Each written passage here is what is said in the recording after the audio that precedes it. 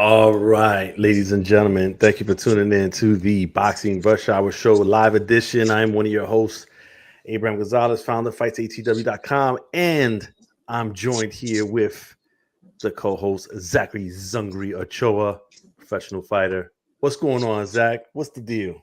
Everything's going on, man. Just putting in that good work in the gym. You know what time it is, but get ready to talk some boxing. We got a lot of crazy shit going on out there. So, Yeah, yeah, but yeah, yeah. at first, how you feeling? I know you had a good Thanksgiving. What's up? Yeah. Thanksgiving was good, man. I had fun enjoying it, celebrated my birthday, spent time with the family, spent time with my wife, more importantly. And yeah, no, we just had a good time. She had one of her friends come over from Virginia. We did, we spent some time together, and then it went into the weekend. Then it went to the weekend, covered Survivor Series, WWE Survivor Series at Petco Park in San Diego, which was crazy. Nice. Those 46,000 people in there. It was the energy was wild. But yeah, I did that, and then here we are. A lot of news coming up. We're streaming live earlier in the week this week. A lot of different things going on in the schedule and stuff. So we figured we just hit it as we have the opportunity. Zach, how was yours? And tell us what you did for the weekend. Man, everything was great, man. I had a really good Thanksgiving. Spending time with some of my friends, everybody, and then of course spending time with my son. So that was great. Yeah, had to make sure my boy was eating good and all that. So Yeah. yeah, it was a good time this weekend. It was great. Yeah. Yeah, so there was no sweets for you though.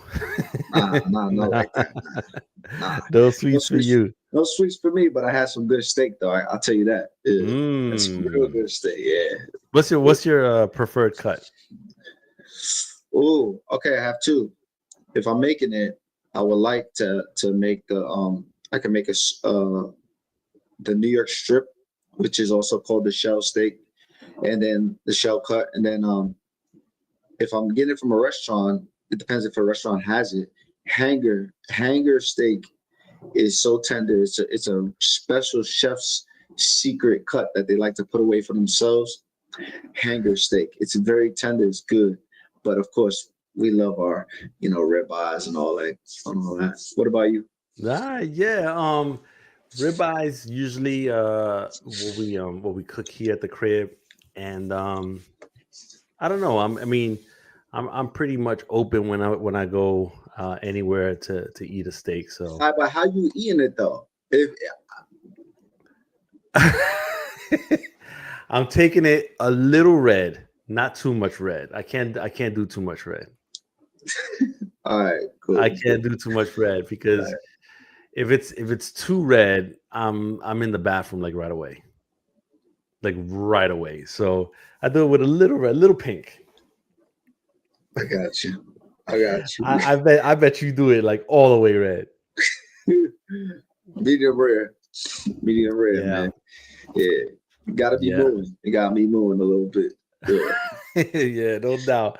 All Yeah. right, listen, enough about food and steak and all that. We got a big week ahead of us. Oh yeah. Um, but I want to start off with this a little bit of news because we've already hit this up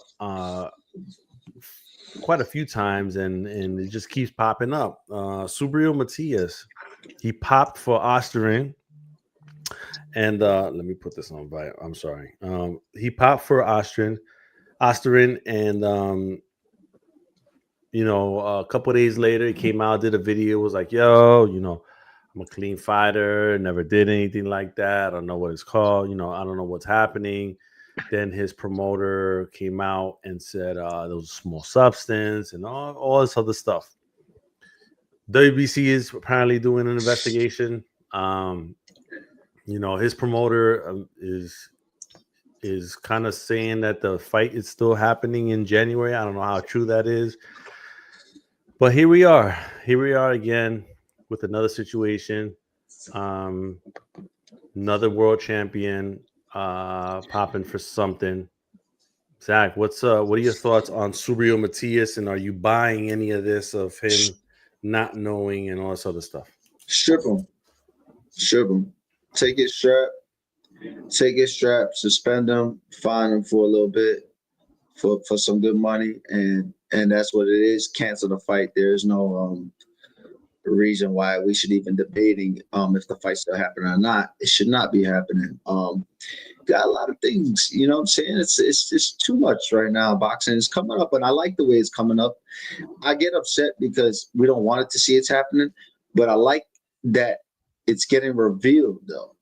And it shows you how many of these motherfuckers is really, you know what I'm saying, putting in work in the gym and natural abilities, beating guys. Not a lot. Conor Ben wasn't knocking out the Chris Algieri's like that. You know what I'm saying? Ryan Garcia, he was taking care of, you know, weaker opponents, but not the way he was, especially against Devin Haney. After that, he was flat. You know, then you got Sabrina Matias.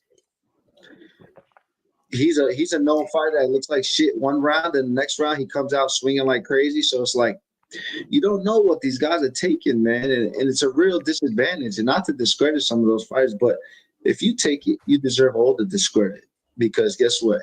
It ruins your legacy. It ruins what the fights you put in, like almost like Sugar Shane Mosley, like, you know, him admitting that he took some certain things. It's like it almost like ruins the whole 135 dominance he had. You know what I'm saying? And it's very sad when it comes to these fights. But guess what? Motherfuckers are dying in the ring. Yes, you get stripped, you get fined, you get suspended, pay the penalty. That's it. Yeah, yeah, no doubt. And listen, it's one of them situations where, um, you know, it's happening now. This is where the contradiction happens because, you know, Vada, I think it was the one that found it and everything. And I've said this before. The promoters or the promotion pays for these tests, right? And they take it out, whether they take it out of the fighter salary or whatever the case, however it is, they're the ones that are the managers of the information.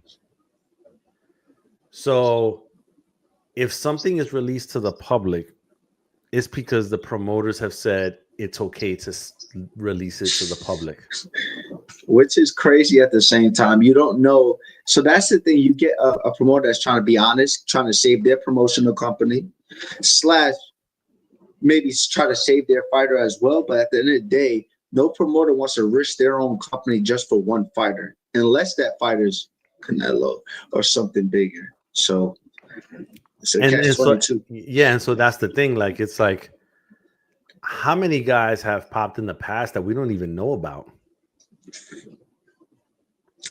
A lot. When I tell you a lot, bro. I'm telling you. And the thing is this, you guys don't understand. Peds, steroids, all that stuff, it doesn't just improve knockout power. It doesn't just improve that. There are many different types that people are taking. There are types that people are taking that calm the inflammation down in your body, which makes your muscles, that brings oxygen to the muscles, which gives you more endurance in the fight. So you're not even tired. You feel you got like superhuman strength. There's so many little PEDs and things you can take that enhance you illegally. Bro, it's more than just like knockouts and strength. It's more than that. Yeah, yeah. And so I don't know. I mean, listen, it's a conversation that we're gonna keep having. Yes. And it's gonna keep happening. People are gonna keep trying to do it as long as they think that they can get away with it. And that's as simple as that. On some other news, Mike Tyson recently endorsed the Ali Revival Act, aka the TKO law.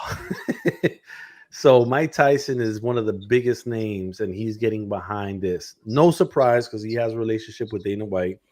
But this gives it a little more juice, right?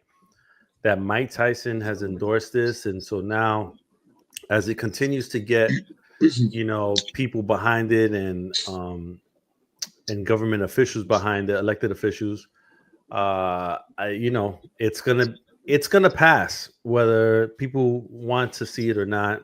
It's gonna pass. So Tyson getting behind this, are you surprised? And do you think that this is the name that gets this thing across the board, period, because he's still the biggest name in the sport, period. I'm very surprised. Very surprised, actually. I'm actually disappointed. You know what I'm saying? For a guy, of his stature and he a fucking legend and everything, you get robbed by all these people that you say you've been robbed at. You know what I'm saying? All this shit. I want to kick your kids. I want to this so you can feel the pain I feel every day from everybody robbing me. And you see all these quotes. What are you allowing? Okay, you're done with boxing. I get it. Okay, you're done, but other guys aren't done. The sport isn't done. So you don't care about anybody else now because you're not fighting, which is basically what you're telling me, Mike. That's what you're saying. You don't care about the sport. You just care that you're done, and you say, "Hey, let me endorse this. Let Dana throw me a quick 200,000, or if it passes, I get an extra 75,000, something like that." So it can pass this law, or it can have more juice and more weight because the legendary Mike Tyson has it. All respect to Mike, but with that, they ain't no respect for that. Yeah, yeah. And I switched over to the Instagram real quick. Shout out to my man Lucas Cattell, Big Dog Lukey. He said, if Unsolved Mysteries did an episode on boxing, who would they feature? Oh, oh, oh. I can't even. I can't even say it. I can't say it. Oh man, I tell you, that's a good one. But man, there's a lot of them. I tell you this. I don't think that they've gotten as deep as they could have without like exposing folks, but that whole Sonny Liston situation, just everything surrounding him. I know they've done documentaries and stuff, but that's one that I would love to like really, get some like finite details Leave it alone. about, what I mean? Because that was that excuse me, that whole thing was super interesting to me. But shout out to Big Dog Lukey from boxing scene, and shout out to my man Duval, who's like the biggest chef in San Diego. Oh, wow. He's on the IG, Marine veteran. Shout out to you. But yeah, man, the Tyson thing, I mean, it is what it is. Speaking of announcements, Jamal Charlo, he was on the Last Round podcast with Brian Custer, and he quote unquote slipped that he's fighting or he's looking at fighting Caleb Plant on January 31st. Have you heard anything about that fight? And do you still like that fight? I know that it had a lot of heat behind it at one point. Plant lost his last fight, didn't look as good. Are you still interested in that fight? Yeah, I'm still interested in that fight. I am. The reason why is because Caleb Plant, obviously, he lost his last fight and all that stuff, and people are gonna say what they want to say and everything, but he's still a name. He's still a name. He's still putting work in the sport. He's still a good fighter and everything. But Jamal Charlo had a super long layoff and everything, and he finally came back, did his thing. But now they both got beef. Might as well, just have them fight. It's like when two guys both lose, even though Jamal Charlo hasn't lost, but basically he lost as in like the activity part. When two guys lose and then they have to come back to see who's better. So if Caleb Plant can come back and beat a Jamal Charlo, that's a great win for him. It puts him right back on the map. But Jamal Charlo, if he just smashes Caleb Plant, guess what? Maul's back big time. You know what I'm saying? Even though Caleb Plant already lost to Mercedes, but the thing is like, he's still a name. Caleb Plant is still a name. It's just how does he come back from losing a fight that he was supposed to win tremendously? Yeah. And so listen, if that fight is indeed on that date, you're gonna have 3 major cards on the same night. And I just wonder why boxing does this. So you're gonna have Xander Zayas versus Abbas for 2 of the 154 titles in Puerto Rico. You're gonna have potentially Jamal Charlo versus Caleb Plant. which is another pay-per-view. I don't know if the Xander one is or not, but that's to be seen, to be determined, I should say. And then you have Shakur Stevenson now versus Teofimo Lopez, all on the 31st of January. Really? I don't. Oh man, that sucks. I mean, the Xander one, you can let that rock because you need to low key let somebody unify on the low. Nobody's really people are gonna watch it, the real boxing fans, but like fans around the world, random people, they're not gonna pay attention to that fight. It's not gonna get so much coverage, but it's gonna be a unification. And whoever comes out, they both have 2 belts. That nobody's gonna know about it. I know it. Boom, they're unified. Now the Maul, Caleb, and Teofimo Shakur, putting them 2 on the same day is messed up because Maul and Caleb is a huge fight that overpowers the Xander, obviously, but then the TL Shakur, that's right there with it. It might just overpower that Maul Caleb because Caleb lost his last fight. They should just fucking put them on the same card. Stop playing games. Yo, and listen, and for everybody that's out there watching with us, at Abe G Boxing on YouTube, the link to the show is pinned on the top of the comments. If you want to join the show, just click on that link. You don't have to show your face. You can just do the audio, and talk your shit, ask a question or whatever on whatever we're talking about, or if you want to bring up something that you want to talk about, whatever the case may be. The link is on there, pinned to the top of the comments. I just hate that they do that. Somebody's not going to get, one is going to get less attention than the other. One of the events isn't going to get max attention, which is unfortunate because in order for us, for boxing to continue to grow, like we got to make sure that, it gets max attention, but we're not going to be able to do that. Now the Shakur Teofimo fight is DAZN, right? Yes, DAZN pay-per-view. Okay, but does Ring have anything to do with it? I don't know if it's a ring of. Yes, it is. I'm sorry, ring. It is a ring event. That's gonna overpower the Jamal fight. Not saying that they can't do that. They can't get their own stuff. It's just their momentum has been real good, and both the fighters themselves have big names, so it might just do a little bit better than Maul Plant. So yeah. Now let's talk about that. So they officially look. This was teased.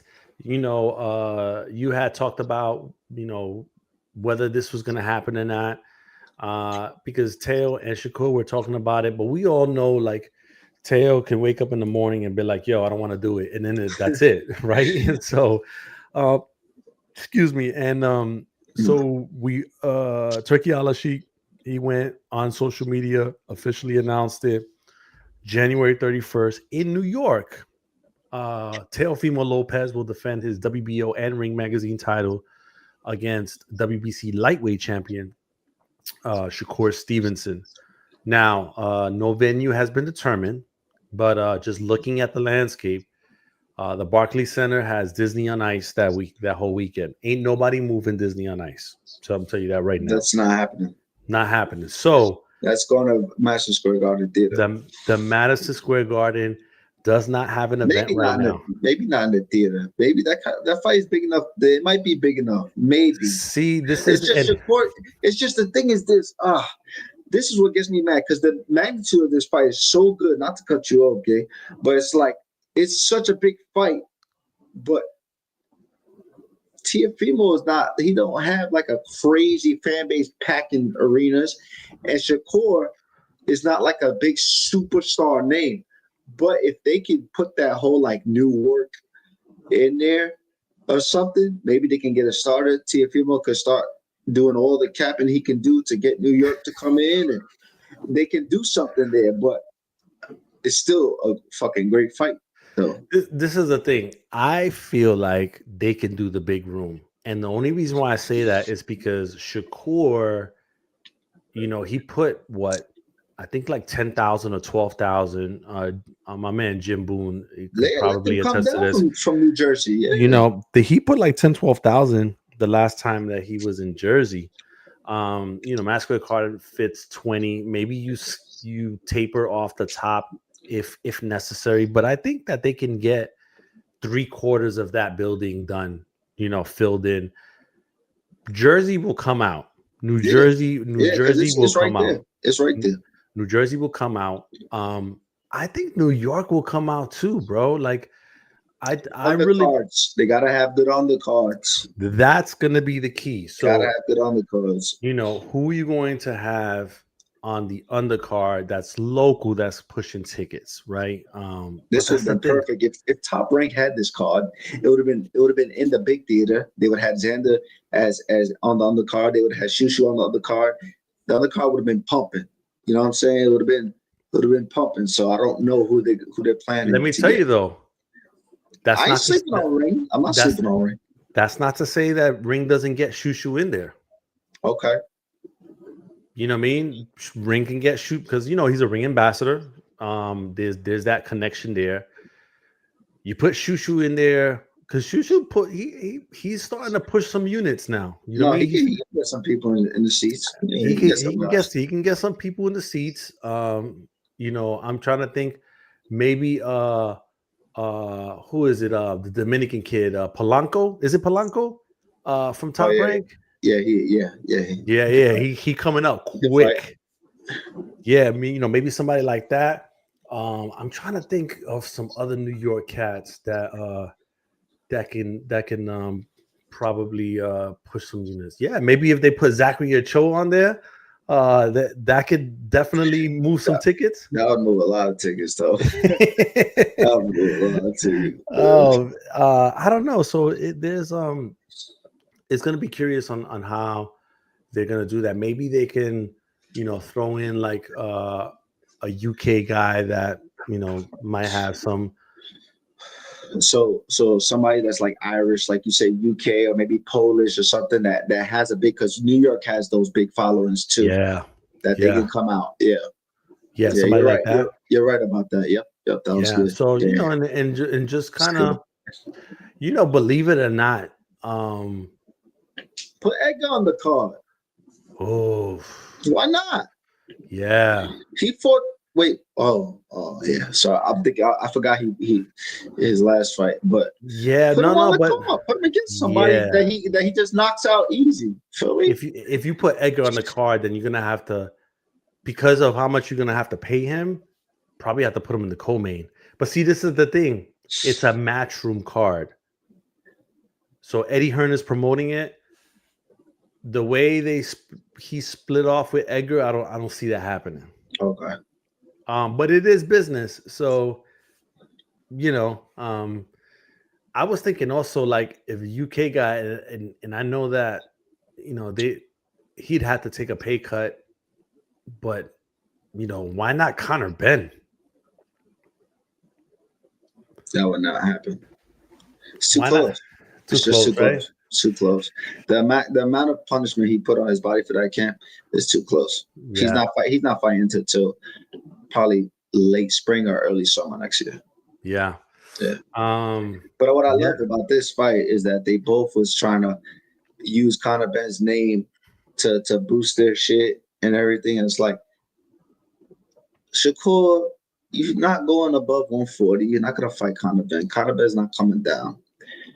Teofimo Lopez, you already had this fight cooking with Shakur. You're just saying that to get Conor Benn. And not to discredit Conor Benn or anything, y'all on a whole nother level than Ben. Y'all really on a legacy type of level. Conor Benn hasn't even fought for any championship yet or anything like that. And he tested, he popped. You know what I'm saying? Leave him in his own category, his own story, his own thing. These two guys, Teofimo and Shakur, great fighters, bro. Teofimo, that motherfucker is nice. No matter how corny he is, that motherfucker can fight his ass off.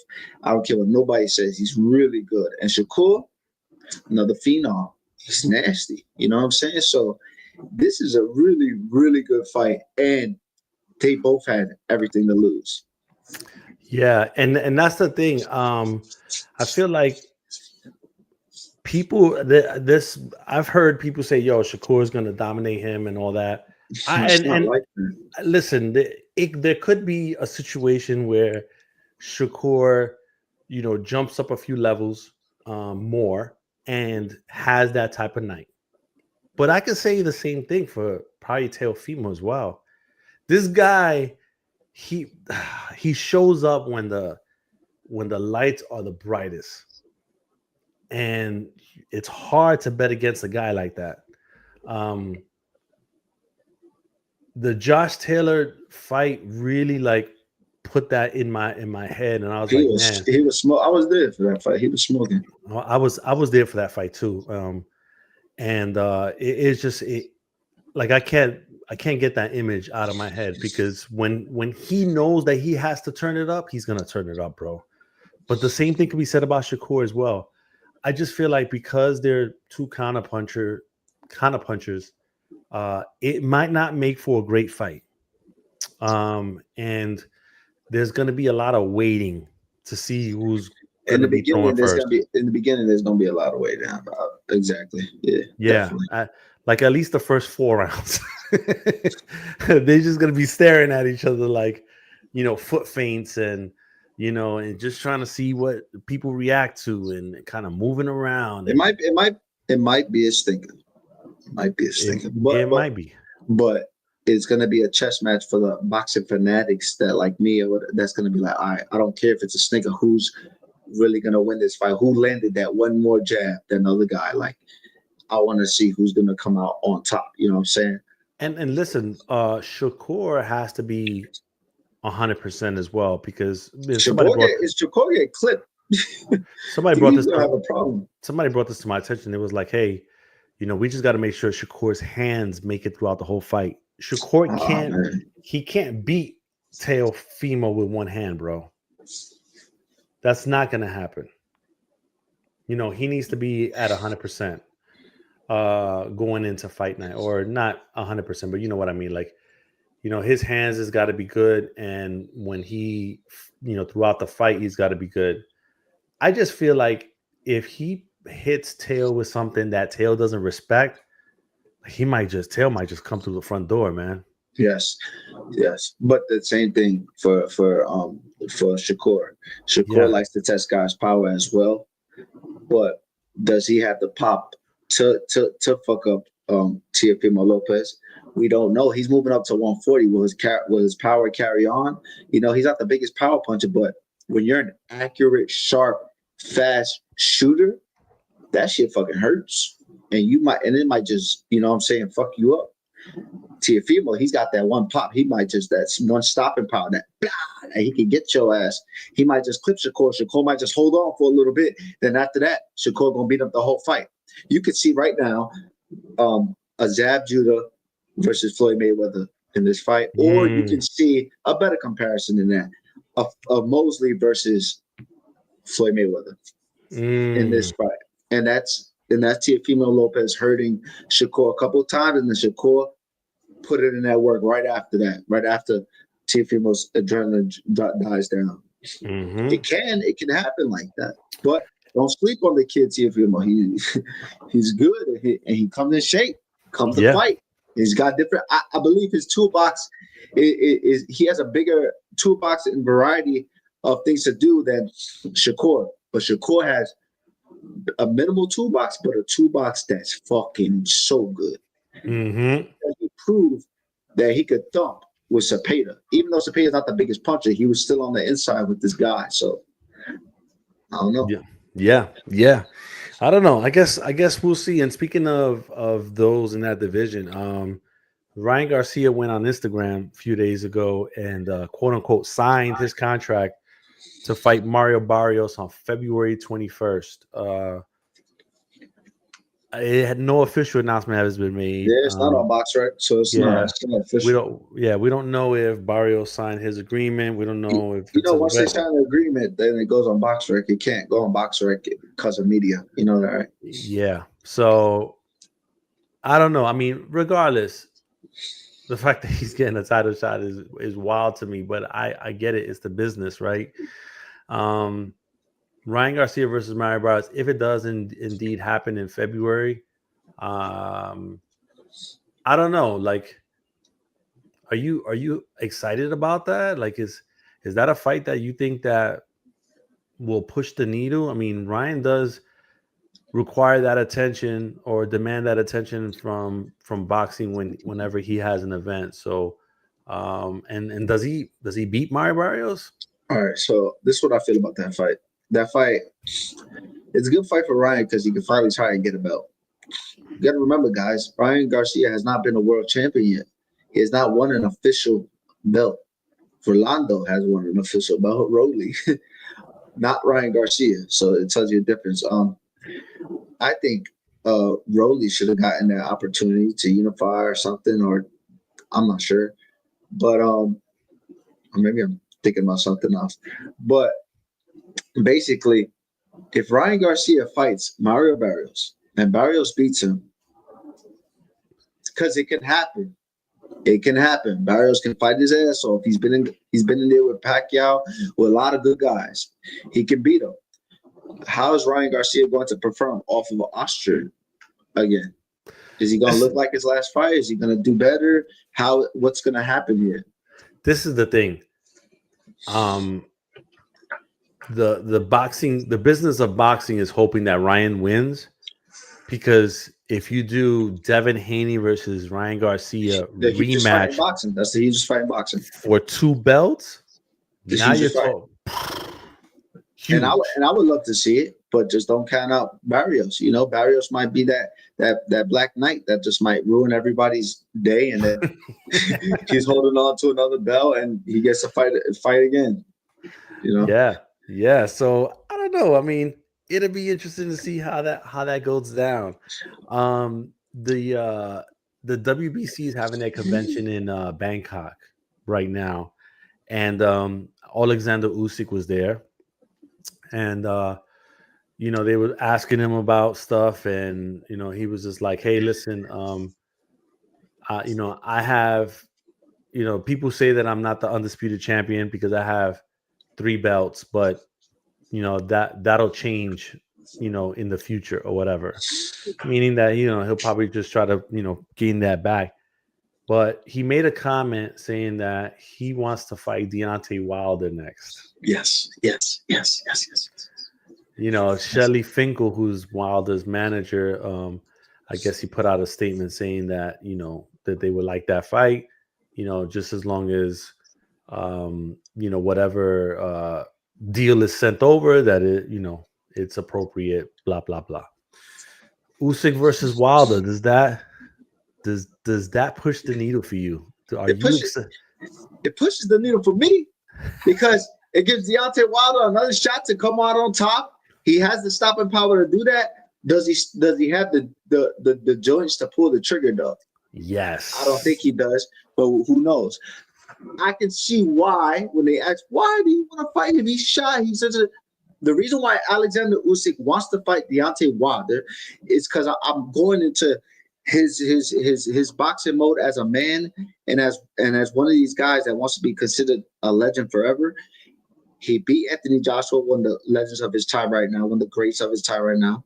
He's beat Tyson Fury, one of the best heavyweights of our time right now. And then he also wants to beat Deontay Wilder, who is known to carry the heavyweight division for almost, for years. You understand? So he wants that under his resume to say he's been in the ring with him. He knows this guy's shy. He just wants to say he's been and beaten that guy. I read it clearly last night when I was watching that interview. That's the reason. It's more of like a man type of thing. It's for Usyk. It's not for everybody else. It's for himself. It's for himself. And not only that, but he probably watched the Zhang fight against Wilder. Zhang being a southpaw as well, and just kind of seeing how that worked. How Zhang was able to maneuver and set up. He knows what to do, though. Yeah. But I'm just saying, he got a visual of what that looks like, right? And he's probably like, "Yo, let me do that." But for the reasons you mentioned as well, that makes sense. Like, it's the honor thing. It's just the whole now, war. On the flip side of that, Deontay Wilder, I know that he's, a little gun shy and everything else. But he only has to be perfect for 3 seconds. Listen to me. Listen to me. It's not, let me chill. If he knocks out Alexander Usyk, it would be in the last 10 years, one of the craziest upsets in boxing history. And he will shake the world. And I feel bad for everybody around Deontay Wilder because he's going to lose his mind. Yes. He's going to go crazy. And then you got the biggest fights happening again because guess what comes out? Deontay Wilder could finally fight AJ. This is how it goes in boxing, and we've seen it before. One punch, and it changed everything. And then he goes to fight AJ, and AJ smashes him. You understand? So, and then they fight a third time, him and Usyk. And that's the thing. Like, listen, I know everything in Wilder. He's older, gun shy, and everything else. But shit, man, he lands that right hand. I don't care who you are. Like, you're gonna go down. You're going more home. than likely. You're going home, bro. And Usyk is not like, I mean, Usyk can take a punch. Don't get me wrong, but he's not. But he's a smaller guy.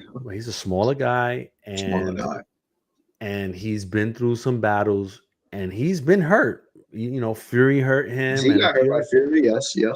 You know, even on the Cruiserweight, I remember. I think Dortico's hurt him late in the fight as well. He can get hurt. Now, are they hitting him with that Deontay Wilder power? No, hell no, they're not. And so it'll be interesting, man. Now, this is the thing. Sorry to cut you. The only thing I see is Alexander Usyk just throwing straight left hands to Deontay Wilder's body all day, getting out the way of those big looping shots, and then eventually trying to stop him. That's what I see. My whole thing is that you know this, like, in spots late in the fight, Usyk tends to kind of lower his guard down a little bit, you know, in spots. And that is the window of opportunity that Wilder would need to nutrition. And it might be over. But I'd want to see it. Sign me up for that. Yeah. Shelly Finkel, go get that bag, man. Yeah, sign me up for that. I think, you know, he wants to make sure that the turkey is in the pot. And then, you know, Wilder could, you know, if he doesn't win, at least he makes his last like big paycheck before riding out, if that's what he decides to do. Yeah.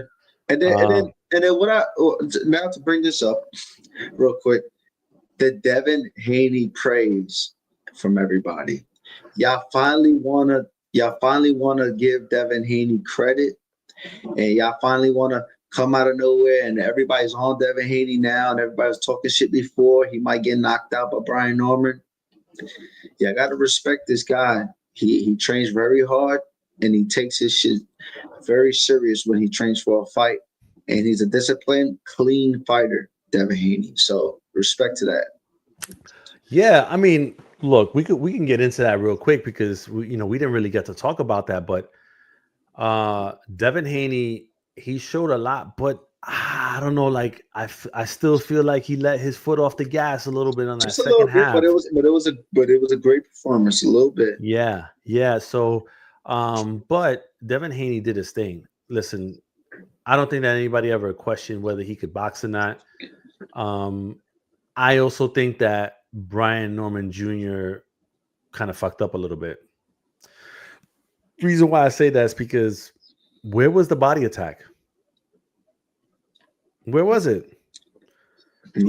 If you look at Brian Norman Jr.'s last couple fights, it was the early body attack that set up the knockout late. He thought he could touch his chin and then get him out of there.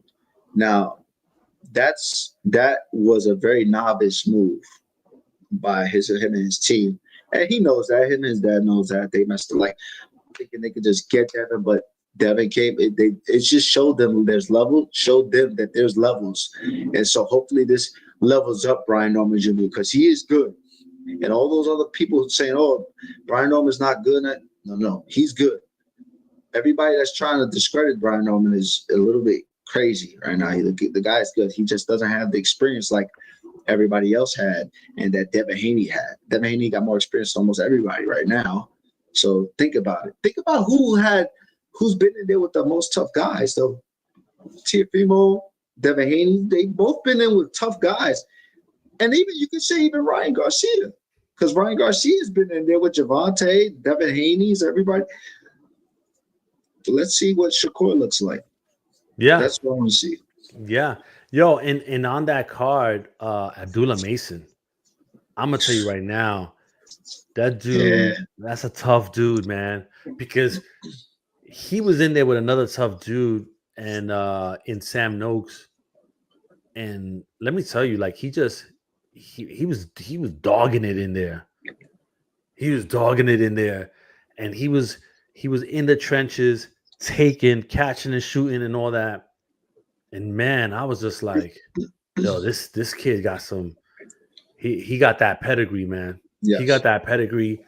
And he showed that when he's up against another tough guy, like you're not gonna be as tough as me. Like that's yeah, the mentality that he showed, and I'm with that. Like that's what makes world champions right there. yep. So like Abdullah Mason, to me, it's funny that there's this guy, Sean Zattel, he's cool, man. He actually compared Abdullah Mason to Terrence Crawford, and I've been comparing them for a long time now, them two together.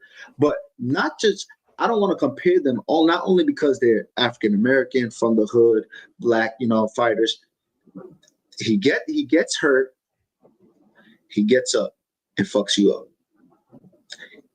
You're beating him, he comes back and throws 8 more fucking shots. Same thing as Terrence Crawford.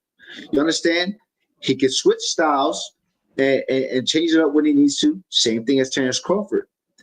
And he's quiet and he's not outlandish and he's not being so flamboyant. Same thing as Terrence Crawford. You understand? So you have a really good comparison between Abdullah Mason and Terrence Crawford right now, where if Abdullah Mason keeps getting the experience that he's getting, he's going to be a problem for a lot of guys. A lot of guys. Yeah, yeah, he is. And so, shout out to him. He had a good win, and he's the champ now. He's doing this thing. But let me tell you something, man. And I told you this when you asked me which fight I was looking forward to the most, and I told you it was Bam Rodriguez versus Puma Oh Martinez. my God, yo! You want to Yo, bring up Bam? Yo, shout bro, out to my boy Bam, man. I remember Bam was in bro, the car. Me and James Franco. Franco, his brother, and all that, the professional, and we was in the car and everything. Like that. Bam is nasty, boy. He's making yo, guys look extraordinary champions, just as you're about yes, to say. yes. He made Puma Martinez look regular. And this is the same Puma Martinez that beat Ioka, out in Japan, which was no small task. He was almost like, and I said it was a little dated reference, but he was like Neo the Matrix in there, like on some throwback Loma shit. Like he saw everything coming. Yeah, he got hit with a couple punches here and there, but for the most part, he saw everything coming. He was moving in slow motion. He was seeing everything in slow motion. And that is wild. Like he is definitely, and he hasn't even really peaked yet. Like I think he's 25 right Nah, now. he's 25. You're not peaking until like your early 30, like you're 30. Well, I mean, the smaller weight You could be classes is 28. like 28, right? Yeah, that's right, 28. But I had wrote a piece on the website comparing him to Roman Chocolatito Gonzalez at I was just gonna 25. I was just gonna say that. That's who he is right now. I'm telling you. And let me tell you this. So both of them at 25, they were already 2 division champs, both of them, and they were each a Ring Magazine champ, both of them at 25. So almost identical in regards to those accomplishments, those type of accomplishments at the age of 25. Wow. Yo, Bam is a special dude. And, if people aren't watching him fight, they are missing. They are missing out. The guy gets it. Robert Garcia got him in such a zone. He's doing a great job with him, bro. Great job. Pita over there, like that whole RGBA camp, and man, yo, Bam is a beast, bro. Now Yes. listen, people, I know, like Chris Mannix and them, they was like hyping up him and versus Inoue. Chill, okay? Inoue's at 122 pounds. Bam is fighting at 115. Let's see how Bam does at 118, which I still think that he can still do his thing at 118. But from 115 to 122, that's a big jump. Bam is not a big guy. He's a small guy. Me personally, I think that 118 might be the biggest for him. But if he wants to jump to 122 and test it against Inoue, that would be a great fight. I just think that that might be a step too far for him. But I could be wrong. I just think right now, saying, Bam versus Inoue, I don't want to see that, because I think that that might be a bridge too far. What do you think? But I agree with you. I agree because it's almost like when I don't know why it came in my head. It's almost like when Mosley jumped up to fight like Winky Wright, and Winky Wright just like outclassed because he was too big for him, bro. You know what I'm saying? And it's weight classes for a reason. I get certain people do it, special fighters. Not saying Bam's not a special fighter. He is a special fighter, but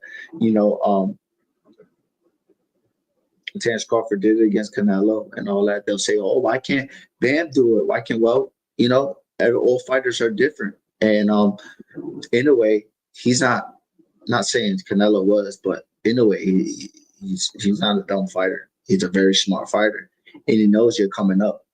You know what I'm saying? So it's a little bit of a dangerous thing for Bam to do it.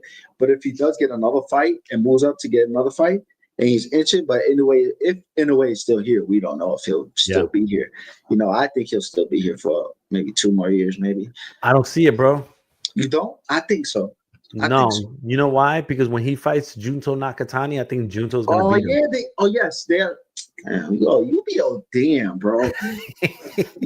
Yo, I forgot they were fighting. Yo, man, stop. Two of the two fighters. There's a top 5 pound for pound list, and 2 fighters on there from Japan. It's really crazy to think about it. It's crazy to think about that. Yeah. So I don't know. I guess we'll see. We'll see how that works out.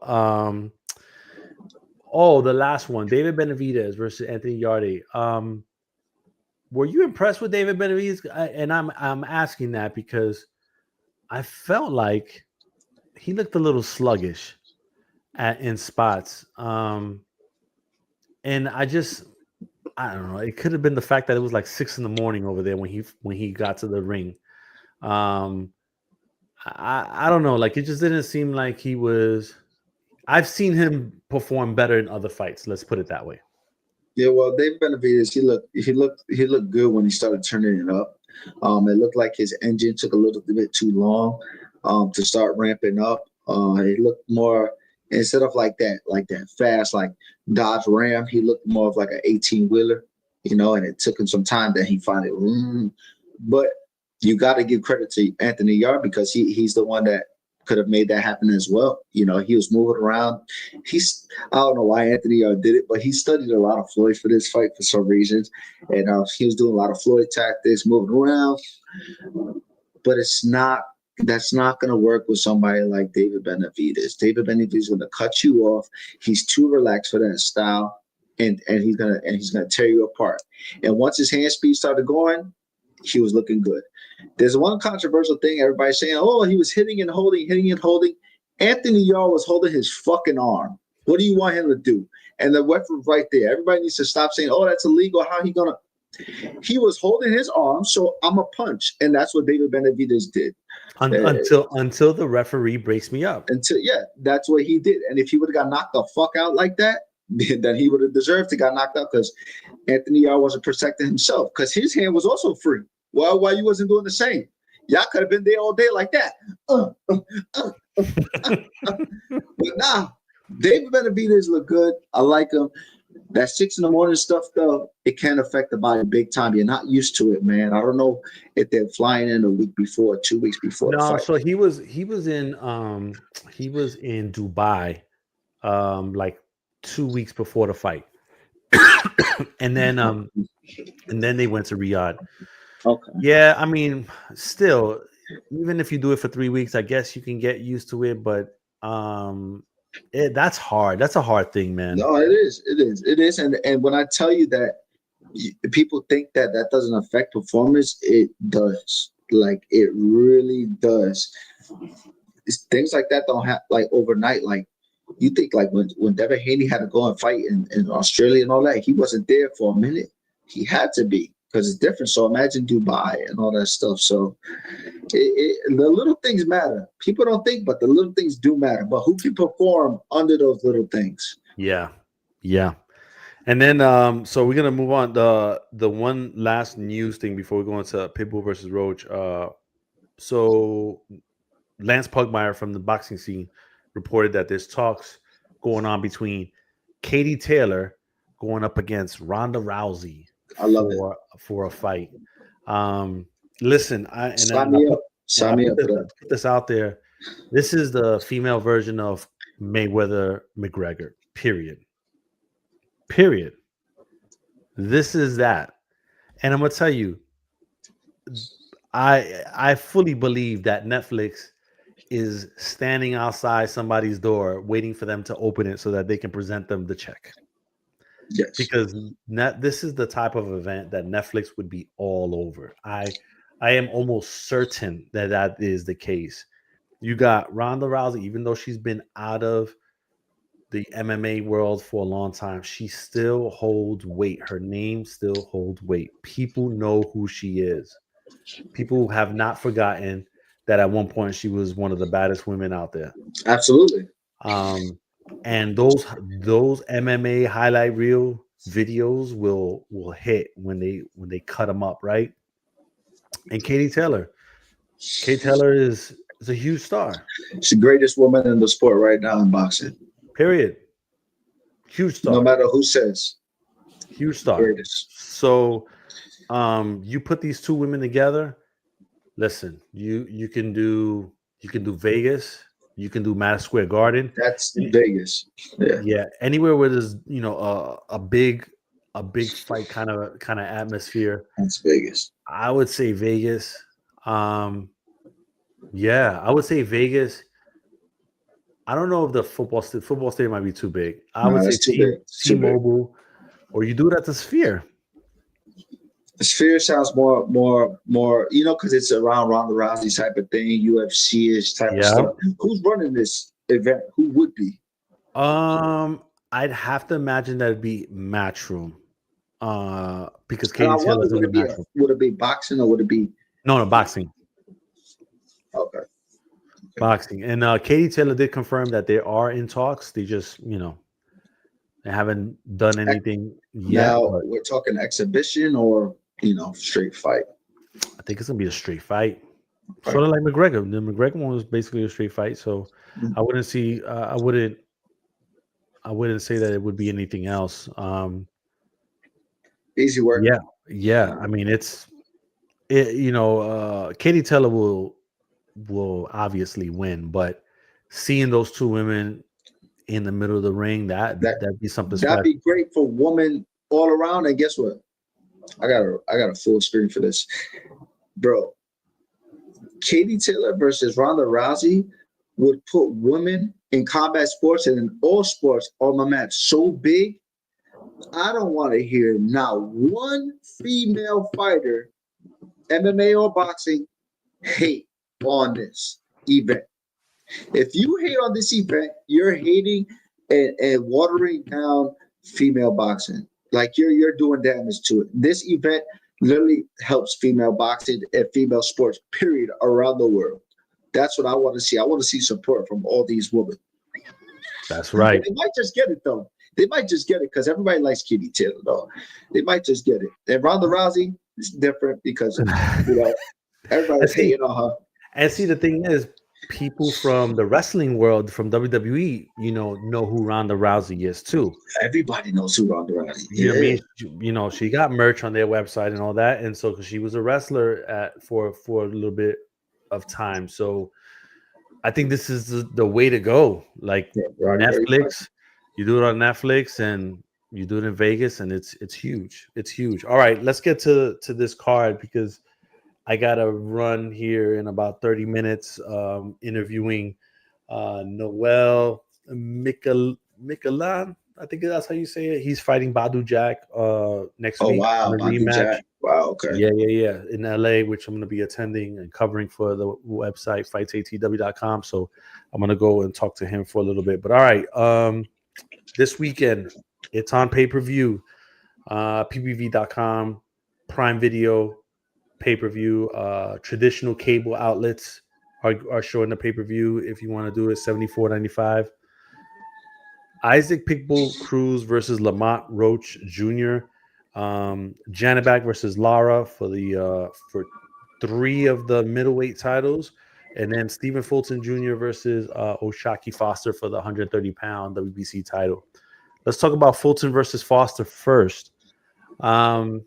This fight has felt like it was like doomed for a period of time because it just kept on. It was latched on to a few different cards, and then now we finally have it. The betting odds right now is both favorite. So Oshaki Foster at -110, Stephen Fulton at -115. There's plus odds on the outcome. So Oshaki Foster by KO TKO is plus 550. Oshaki Foster by decision is at plus 150. Stephen Fulton Jr. by KO TKO is at plus 600. Stephen Fulton Jr. by decision is at plus 150. Zach, what do you like about this fight, and how do you see this one playing out? This is a good fight. I really like this fight because both these motherfuckers got smoked against each other. They've been on all the shows. It is what it is. All these shows, they don't like each other. They don't like each other. But I'm gonna be honest. I see Stephen Fulton's experience and his intelligence pulling this one off. Mm-hmm. But Shaki Foster got a good long jab. He's got long arms. He can throw in good combinations, and he's got dog in him. So this is not going to be an easy fight for both of them, for any of them. But I just see Fulton edging this one out just a little bit more.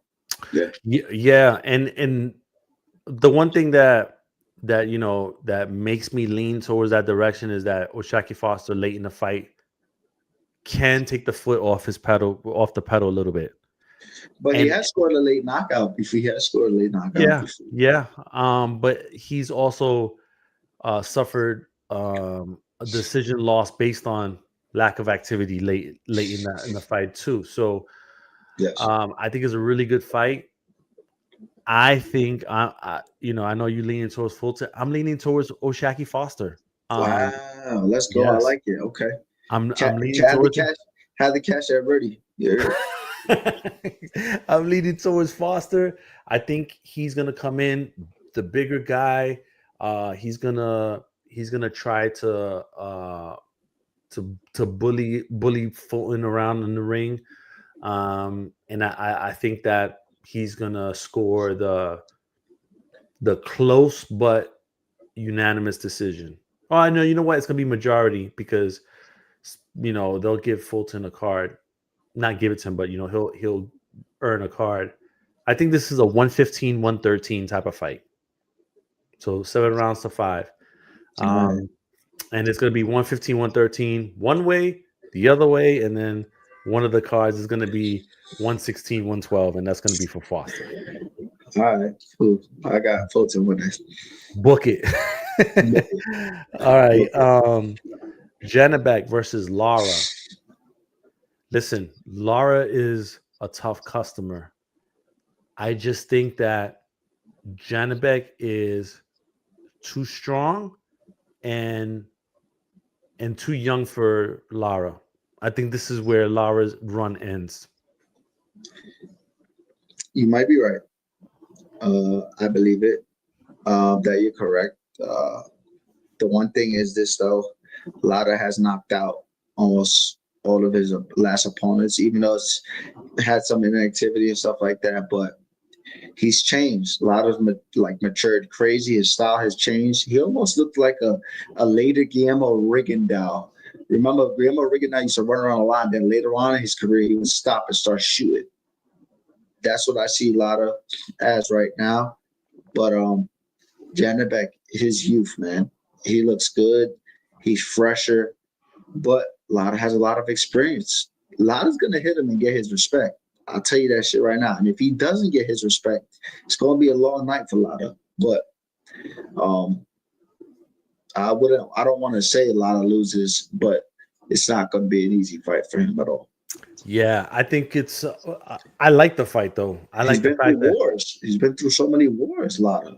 now let me tell you this: if you would have asked me, Lara from the Canelo days, from that Canelo fight days, I Come would tell on, you man. not even a question. That's not. Yeah, Just that's Lara, different. Lara at this point of his career, I just think that Janibek is already peaking, And and Lara, Janibek is not Danny Garcia. I'll tell you that right now. no, he's not. He's not. So, I think that's going to be a fun fight, and yeah, I think Janibek wins. I don't think he stops him though. I think he beats him unanimous decision. I And, believe the same thing. Yeah. and then he'll be looking at the Terrence Crawford fight, or he finally gets the Bronco Adames fight for undisputed, and then gets the Terrence Crawford fight because apparently Canelo and Crawford are negotiating to fight again. If listen to me, if Terrence Crawford fights for the middleweight belt and becomes undisputed at middleweight, he is there. Like I'm talking about when I'm say there, Right and there, when I mean there, I mean right there. like he's there. Yeah. You talking about Henry on all these? He's Yes. there, bro. He's Yes. there. Yes. And me and my trainer Steve Edwards, we could talk about Breadman. We could talk all day. He said he there, bro. He's right there. 100%. 100%. All right. Main event. Actually, before we do that, real quick, the odds for Janibek right here. So Janibek is a minus 500 to win. Lara's plus 350. Janibek by KO TKO is at minus 120. Wow. So you're thinking that he's going to stop him. Shit. Janibek by decision is at plus 200. Lara by KO TKO is at plus 800. And Lara by decision is at plus 700. Listen, I might just put a little bit of money on lottery real quick. You know what I'm saying? All right. Listen, the main event Isaac Pitbull Cruz, WBC interim junior welterweight champion, going up against Lamont Roach Jr. Current odds, before we start talking about it, current odds, Roach is at minus 225 favorite. Cruz is at plus 175. Cruz by KO TKO is at plus 550. Cruz by decisions at plus 350. Lamont Roach by KO TKO is at plus 500. Roach by decision is at minus 130. What do you think of this fight? What has there's been a lot of, and I don't agree with it, a lot of talk about Cruz taking over Canelo's spot, which I don't agree with. Who says that? Oh my gosh, this is all over boxing scene. Like the people were saying that. Wait, the people at boxing scene? Yeah. Who runs boxing scene? The owner of Pro Box. Oh, okay. Yeah. Shout out to Pro Box. Yeah. So I don't agree with that. I think he's a good fighter. I just think that I think he already peaked, bro. To be honest with you, like we've already seen the best of him already. I don't think we're gonna see anything more than what he's already shown us. You can't say Isaac Cruz is the next Canelo taking his spot because Canelo has diversity. He has way bigger fan base than Isaac Cruz as when he was Isaac Cruz age or in that same bracket. There's not even a comparison. What I can tell you though is, yeah, you're right, Abe. I think Isaac Cruz did peak a little bit, even though he's young, but he's got one of those styles and those bodies and stuff that he's not going to change. There's nothing you can change with him too much. Go straight, throw hard hooks, bend your knees, go straight, throw hard hooks, slip your head, throw a jab in there a couple of times. You know what I'm saying? struggling with trying to get a guy like what is it? What's the guy's name? Omar Salcedo or something. Mm-hmm. You know, I see Lamont Roach beating him, but I don't see Lamont Roach hurting him. I see No. Lamont Roach just because Lamont Roach is not a big puncher, but he could punch. But he's not a big enough puncher that's gonna hurt somebody like a Lamont Cruz. Lamont Cruz. I said Isaac Cruz, and I said both their names together. But Isaac Cruz gonna give him a run for his money. But I think Lamont Roach, he's just gonna box a lot more. He's gonna box better. He's gonna look good. I want Lamont Roach to look like he's taking Isaac Cruz to school, But just don't get hit by Cruz. Let's not forget about that part. I didn't even mention that part. You get hit by Cruz, your ass is probably gonna wake up on the couch like, oh shit, I forgot to do my homework. And you're like, no, you're not even in school no more. Isaac Cruz can crack like that, but the thing is this: when he started moving up, he started having difficulty time taking guys out like that. And then he got too ahead of himself after the Gervonta fight. Forget about it. He thought he was the greatest thing since sliced Mexican bread. I think also, I feel like his timing is a little off ever since he went up to 140. Yeah, it is off. Big time. He walks around heavy now. Yeah. Walks around heavy. Yeah. So Lamont Roach don't really walk around heavy too much. And see, that's he's coming up though. He is coming up though. He's coming up, but it's like I definitely fuck with Roach because of the fact that he's taking the biggest challenges when available. He's doing it. Like he could have went back down to 130, did his thing or whatever, or fought at 135. But he's like, yo, let me, 140. Okay, I'm gonna take that challenge, and you gotta respect that, man. But they gave him. It wasn't more of an ultimatum. They gave him like, okay, let's give him some money, and then we'll offer you also this fight too. And he's like, damn, I was gonna make so much, but you know what? And maybe hopefully Gervonta could come back and we could do it. But shout out to Roach. He ain't got to take such a challenge like this, but he did, and hopefully he does his thing. Yeah, and speaking of Gervonta, what I mentioned on the show, like I think they're trying to push that him versus Kid Austin. I called it here on this show about a month ago. Didn't we? Well, I mean, you said it first before everybody, though. Yeah. So I don't know. I guess we'll see. We'll see how that works out. But what does Roach have to do to win? And who wins this fight before we roll out? Roach has to not move around so much, use his angles, make him miss by a little bit, and then attack right afterwards, and have his defense up high. Lamont Roach wins a good fight. Maybe scorecard not too crazy. He's not going to win super super wide, but I could see Isaac Cruz winning like maybe 3 or 4 rounds if he can crack Lamont Roach. But I see Lamont Roach winning this fight. Nice. Yeah, I can definitely see. I could see Lamont Roach catching a scare early, like a flash knockdown, maybe getting his stuff together, and then really like putting it on, and winning the fight. More like a 116, 112, like a 8 rounds to 4 type of situation. So, but it's a really good card. When you're talking about pay-per-view cards, like you want to see a card like that, right? Or the Benavidez one, or those that's what a pay-per-view should be. Like it should be filled with that. It shouldn't be the main event and then a bunch of 25 to 1 undercard, 25 to 1 betting odd fights underneath that. Like that shouldn't be it. So we're getting another really good card on pay-per-view, and let's see what happens. I think Frank Martin's on the card as well. Oh yeah, but he's fighting Bartholomew. Yo, I'm gonna tell you something. Shout out to Shea Mosley Jr. He's doing his thing. He's trying to come up. Yeah. I got a lot of respect for Shea Mosley Jr. That fight, Jesus Ramos Jr. versus Shea Mosley Jr. is opening the pay-per-view. That should be a good fight. That should be a really good fight, actually. But Bartholomew, man, like, yo, this dude, he must have he must have nudes on everybody in PBC because this dude always keeps getting fights after fights, and the guy just nobody wants to see him fight. Like, come on, man. Just when I thought like he was already on his way out and everything, Yeah. here comes Bartholomew. I'm like, But bro.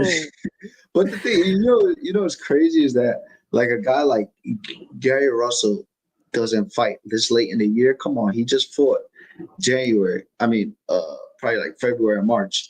Gary Russell. Which Why one? not put a Junior? He fought no? in July. He fought July. Yeah, Gary Russell, the one that won 40. He should have been Oh, fighting Antoine again. Russell. Yeah, Gary Antoine Russell. I'm sorry. Yeah. He should have been fighting again. Well, he was supposed to. Remember, he was supposed to be on the Jake Paul 10 card. And so because he's not, I think that they're gonna put him on. If this January thing happens, they'll put him on the January card. And you know what's crazy? Look how shit works. Abdullah Mason, Keyshawn Davis want to treat Abdullah Mason on stage like that, and then look at Abdullah Mason right now. And I hope Keyshawn Davis gets himself together and comes back because Keyshawn can fight his ass off, man. He just signed to Jay Prince, him and his brothers. He's missing out on a lot of opportunities right now. So yeah, so Jay Prince is talking about he wants to put Keyshawn and his brothers on the Teofimo card. That makes sense. Now that makes sense. That can happen. Why not? It's just, are y'all gonna come straight, or y'all gonna get to the place and act? You know what I'm saying? So you gotta come correct in these situations and at these events. You know what I'm saying? You can't be tripping. Yeah, like how many chances are you gonna get? You know what I mean? Like so, if you want to set up Teofimo versus Keyshawn down the road, like you put Keyshawn on the co-main, right? And then you kind of put it together, and then maybe you get them in the same ring after if Teo wins, or if Shakur wins, I don't think they would put Shakur with them, but if Teo wins, Teo and Keyshawn, that's the fight to make. You know what I mean? Yep. If Teo stays at 140, he might not. He might go to 147 after this.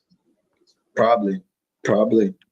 So, because I think that he's still kind of hurting to try to make that. So, I don't know. We'll see what it is. But listen, I think that's the show for today, man. I appreciate everybody that tuned in. I know it was kind of early in the week. Most of y'all are, waiting for us to be at the end of the week, but it just worked out better this way for both of us. So we just got it in. I hope you guys enjoy the fights this weekend. Zach, talk to the people. Let them know what's up. Yeah, we doing our thing out here, man. Working hard, and stay tuned for a lot of stuff coming up and a lot of these fights, man. But never forget, these guys are putting their lives on the line out here, and you got to show respect to all the clean fighters out there.